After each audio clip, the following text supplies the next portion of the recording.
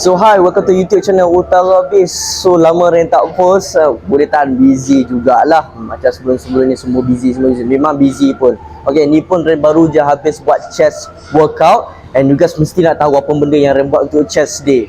Boleh check out dekat workout vlogs ni dekat TikTok. Pergi tengok. Tapi hari ni Ren nak buat YouTube series, nama dia Muscle Beast. So dalam YouTube series Muscle Beast ni, Ren akan explain setiap muscle part and macam mana kita nak engage ataupun nak guna ataupun nak hit that muscle. So hari ni Ren akan terangkan Muscle Beast untuk chest. So chest bagi Ren adalah paling senang sekali nak hit. Dari segi muscle part yang lain senang je, sebab dia ada dua movement je, iaitu tolak dengan fly. Itu je.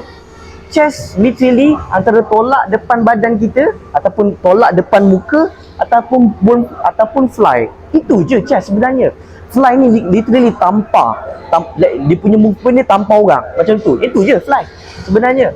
And dari segi chest, you guys kena tolak ataupun fly ataupun tampar depan muka. Depan muka saja. Tolak ke fly tapi depan muka. Kalau dia pergi atas kepala ke, lebih atas kepala macam ni ke, atau belakang ke, itu muscle part yang lain. Bukan chest dah. Chest just depan muka macam ni.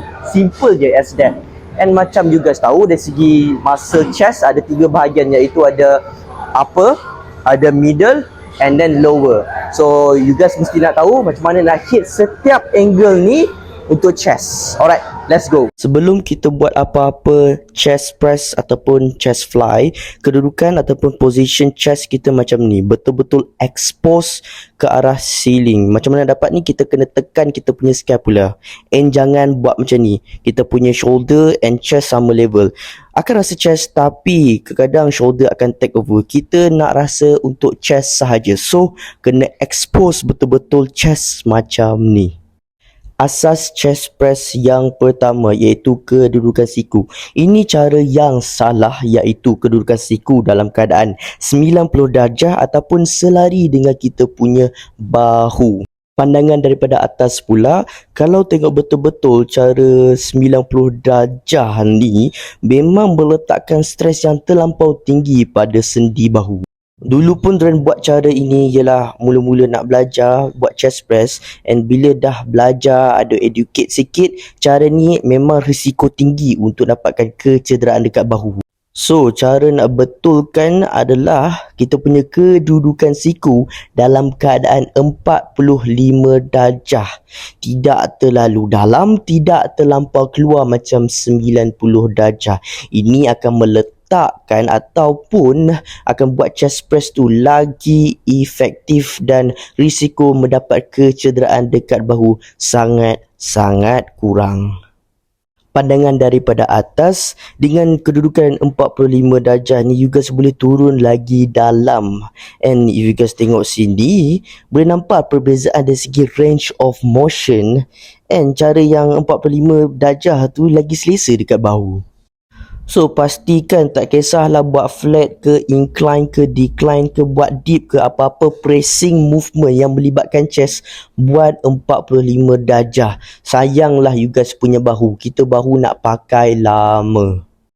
Yang kedua, ini ramailah Ren perasan bila buat dumbbell press ni tu bagi berlanggak, orang kata apa, dumbbell ke atas tu, ini akan hilangkan you guys punya muscle tension dekat chest. So make sure ada gap lebih kurang seinci lah dengan dumbbell.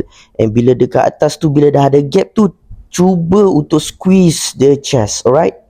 Yang ketiga, ini pun scary jugalah sebenarnya, nampak tu.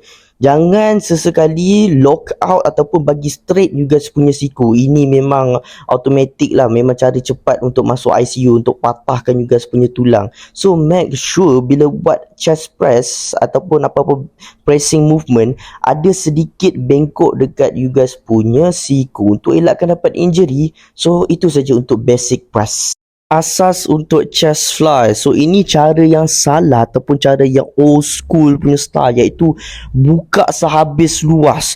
Aduh, ini cara yang betul-betul cepatlah nak masuk hospital, injured, koyakkan you guys punya sendi dekat shoulder. Memang ni cara paling cepat sekali, okay?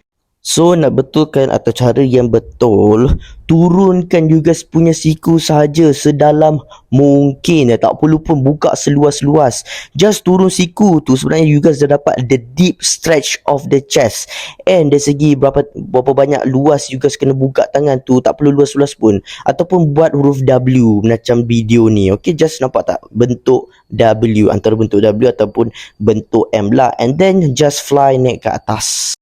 Kalau semasa press pun ada style macam ni, chest fly pun ada, iaitu hentam-hentam you guys punya dumbbell ke atas. Sama juga, if you guys hentam-hentam dekat atas tu, you guys lose the tension dekat chest. So cara yang betul, sama je macam kita buat chest press. Ada gap sedikit dekat atas, lebih kurang seinci untuk kita tekan kita punya chest bila dekat atas tu untuk dapatkan muscle tension, muscle stress dan kita punya gains. So, semasa kita buat chest fly, kedudukan siku ataupun kita punya angle bukan 45 darjah macam chest press. Bukan. Tetapi, bila buat chest fly, yes, kita kena buat 90 darjah.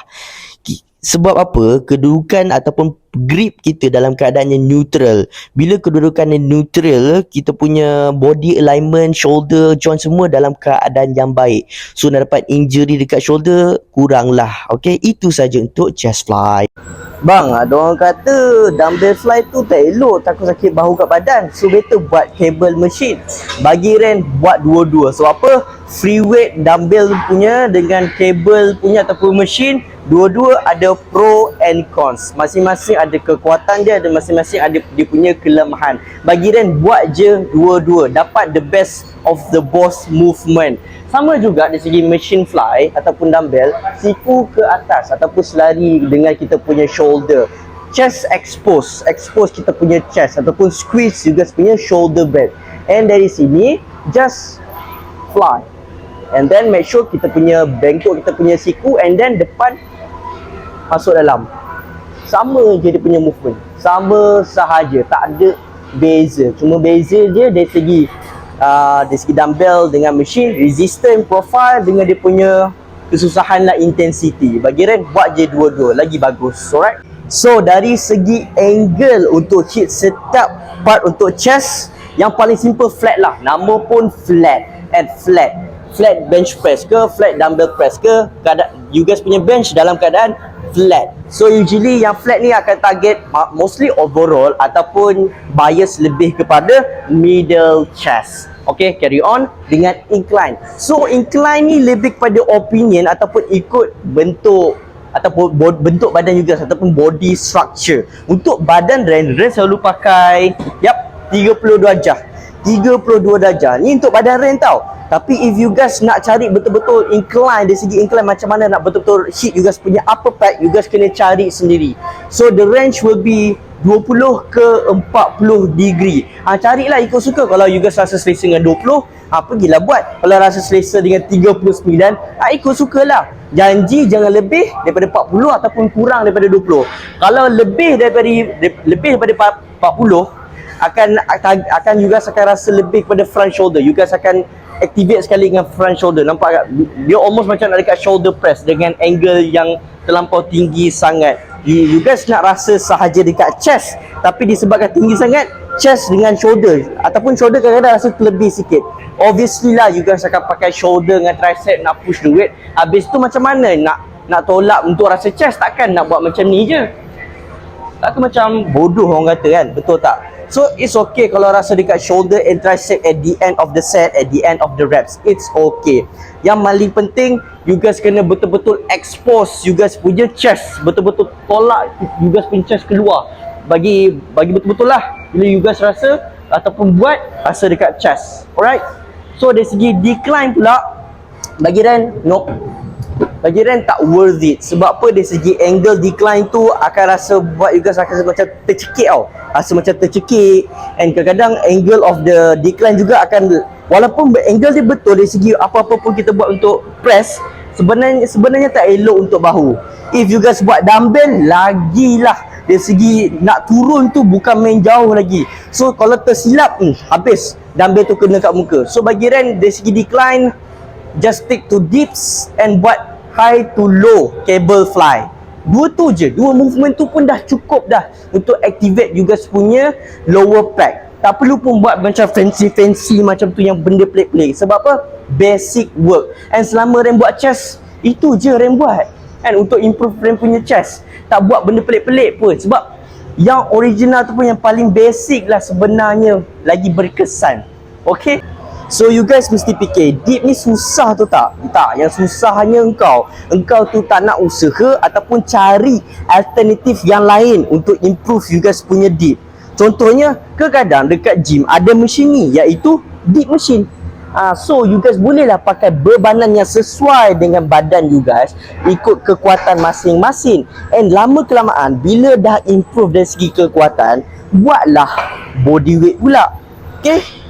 Asas dip. So ini cara yang salah, itu badan kita terlalu lurus and then kita menghayun-hayun badan kita macam ni. Ini akan meletakkan stres sangat-sangat tinggi dekat kita punya shoulder. So cara yang betul adalah yes macam ni. Nampak pelik, tapi if you guys perasan, bila you guys guna dips machine yang assisted punya, kedudukan dia macam ni tu tak? Alright.